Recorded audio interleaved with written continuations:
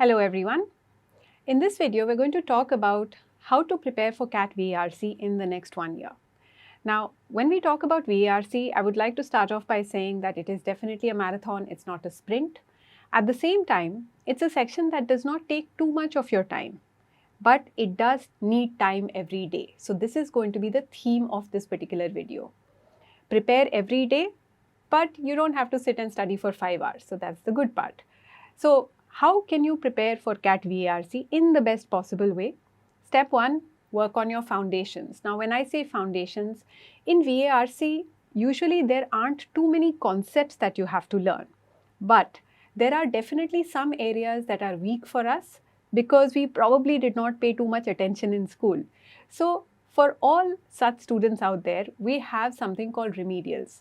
Remedials are there for both grammar and vocabulary. Now here, if your question is, but why do I need to study grammar and vocabulary because these questions are not there in CAT?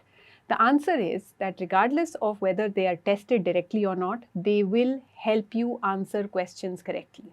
So if your grammar is very weak or if you struggle with basic vocabulary, it might get in the way of your comprehending the section. So let's work on these weak points while we have time. The remedials are not going to take too much time. You should be able to complete the remedials in a month. At the same time, if you feel that your grammar is pretty strong and vocabulary is also not too bad, then of course you can try skipping the remedials as well. That is something that I leave up to you. Now, the magic formula for doing well in VARC, this is something that you should be able to guess. Well, the magic formula is reading daily. If you read every day consistently for longer and longer periods, undoubtedly you're going to get better at VARC. So when I said it's a marathon, it's not a sprint, that's what I was talking about. Now the trick here is to try reading from diverse sources. When I say diverse sources, it doesn't just mean your daily newspaper. It can start there, of course, but you need to be reading from different kinds of magazines and newspapers and websites so that you're prepared for all kinds of text. The other thing that you have to push yourself to do is to read longer every day. Now, I understand that reading is a lost habit for a lot of us. So start with maybe 20 minutes, read one short article, maybe just an editorial, then try to increase that duration, 30 minutes, 45 minutes, and maybe in the next 2 months, work your way up to an hour. The reason that I'm asking you to read is twofold. Number one, it of course improves your grammar, vocabulary, but it also improves your focus. One of the reasons that students have trouble taking tests is that they get distracted, and reading is an extremely good way to cope with distractions. So keep working at it until you reach that goal of at least an hour. Of course, you're free to read for longer as well, but that's the basic minimum that I would suggest. Now, let's come to the IMS material. Now, we have a pre-class, class, post-class approach. It's pretty systematic. It's all laid out for you on My IMS if you take a look at the student portal. So, when we say pre-class, it basically means you look at your schedule and when you know that you have a class coming up, please watch the pre-class videos. Again, it's not something you need to think about. You don't need to guess. Before every class, we have a list of pre-class videos that are right there on the student portal. Please watch them and then come to class. After the class, which I'm hoping you will attend, you need to ensure that you revise the class exercise and then move on and do the post-class work. So what is it that you're required to do post-class? Step 1, the practice exercise. Now for every class, practically, there is a practice exercise. The idea of the practice exercise is for you to reinforce whatever you have learned in class. When you're doing these exercises, I don't want you to worry about time. Just focus on learning and getting to the answer. If you get a particular question incorrect, figure out why you got it incorrect. So make sure that you're working on learning the skill. It is not about speed at this stage. But the second step, the benchmarking test, here you do need to start looking at the clock as well. Because the moment we call it a test, it means that your focus has to be on maximizing your score. Now, based on your performance on the benchmarking test, you will reach a particular level. So you could be a learner or a capable or an advanced person or even a ninja. Now your goal should be to reach the capable level, which generally is set at about 50% of the available questions or 50% of the marks, although this can vary. Now, why are we asking you to reach capable?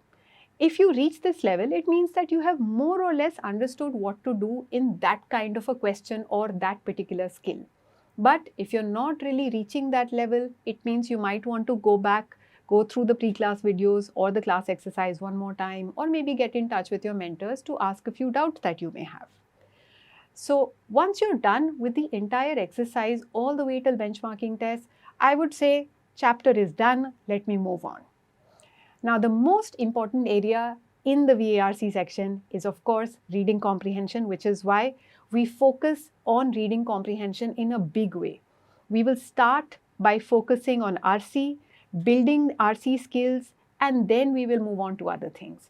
So, there are at least 3 modules devoted to reading comprehension exclusively, although we will be integrating reading comprehension with critical reasoning and some advanced reading comprehension skills as well, so that it doesn't get repetitive for you.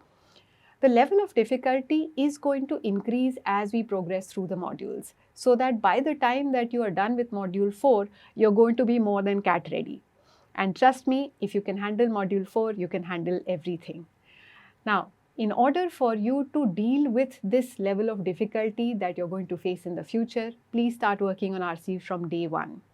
When I say day 1, I actually mean day 1. If you decide to start your CAT prep from today, today is when you start with reading comprehension also. It's not something that you can quickly build over the course of 2-3 months.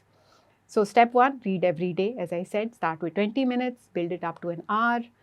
Solve 1 to 2 RCs every day. So the moment you go through those RC classes, or if you're familiar with how to solve RCs, start solving them. There is enough material out there for you to practice 1 to 2 RCs every day. After you're done with the CE, which is your class exercise, the practice exercise, and the benchmarking test, there are enough RC practice sets that you can do in order to further improve your RC skills. So, when you're on module 1, do the RC sets in module 1. When you progress to module 2, do the RC practice sets in module 2. This is in addition to everything that you will do in class, practice, and the benchmarking. Now let's talk about verbal ability. So far we have been dealing with RC exclusively, and yes, RC is very important because once you build comfort with reading and reading comprehension, it will definitely help you with verbal ability as well. So modules 1 and 2 are going to be RC focused. After that, when we move to module 3, we will be starting with VA questions specifically, although many of those skills you might have learned beforehand. Now, the question types that you're very likely to face in CAT include parajumbles, odd sentence, paracompletion, and summary questions. So we will be dealing with all of these question types. But how do you need to prepare for VA? There is a specific technique to solving these questions. A lot of us feel that I will do it intuitively. Yes, you can, and you might get some of the questions right. But there is a method which will make sure that your accuracy improves, and more importantly, that your efficiency improves. Because if you do not learn the method and you keep doing it intuitively, when the questions get tougher and you're taking the test, then your scores will fluctuate and you'll wonder why. So, learn the technique using your pre-class videos and of course attending the class. Use the practice exercise to sharpen those skills, and of course there are enough practice sets for you to further sharpen those skills. And finally, build speed. So when you take the benchmarking test for each of these chapters, just remember that the goal is to maximize marks. You don't have to solve all the questions in the benchmarking test, but you do need to be fast. So when you do the later practice sets, or when you are maybe taking the section test or even the benchmarking test, aim to solve the question in 1.5 to 2 minutes. And that is kind of what we will be working towards all the way till CAT. Now, as I mentioned earlier, the best way to prepare for CAT is to take a lot of tests, because it reduces the fear of test taking, but more importantly, the strategy is almost as important as the skill. So there are a whole lot of tests that we have for you. There are module tests, section tests, proctored SimCats, take-home SimCats, and it kind of gets confusing for a lot of students as to what you're supposed to do with them. So here is a summarized version of what each is supposed to do. The module tests are supposed to help you test your understanding of the concepts and the skills that have been taught in that particular module. So this will include not only your VA but also your quant and the DILR chapters that you have covered in the module. So these you need to take at the end of the module. Please remember that the module tests are not necessarily geared to CAT. They are simply meant to tell you whether you have understood what has been taught. At the same time, if you don't take them, then you really have no idea how you have fared in that particular module. Now, these module tests are to be taken in a test window. So, when we tell you that the module test window is open, that's when you take it. The section test you should typically take after the completion of the syllabus. The section test, as the name suggests, is only for QA or only for VA or only for DILR. So this you can keep for later. The proctored SIMCATs, this I think is perhaps the most important part of the test taking process. These follow a fixed schedule. They will typically start around end of March or April of the test year. So if you're taking it next year, then they will start in the same year. Now, here the idea is for you to take these tests according to a fixed schedule. It also ensures that you go about it in a disciplined way. So, make sure that when the test window for a particular SIMCAT is open, you do take the test. You don't have to worry about whether your entire syllabus is complete or not complete. You have to solve only a limited number of questions in order to do well. So, as soon as module 2 is done, you're ready to take the SIMCATs. The take-home SIMCATs you're supposed to use according to your own convenience in a way. So, you can take these in between the proctored SIMCATs because there will be a gap. And then finally, you have the ADMAT tests. These are supposed to help you prepare for the non-CAT exams. So, you can take these both before CAT and after CAT depending on when you're taking those exams. As I said earlier, once the proctored SIMCATs start, please do not procrastinate. Start taking the tests. If you're done with module 2, you are prepared, at least good enough to clear the cutoffs. So, get cracking on that. Wish you all the best for the next year. Just follow the plan and all will be well.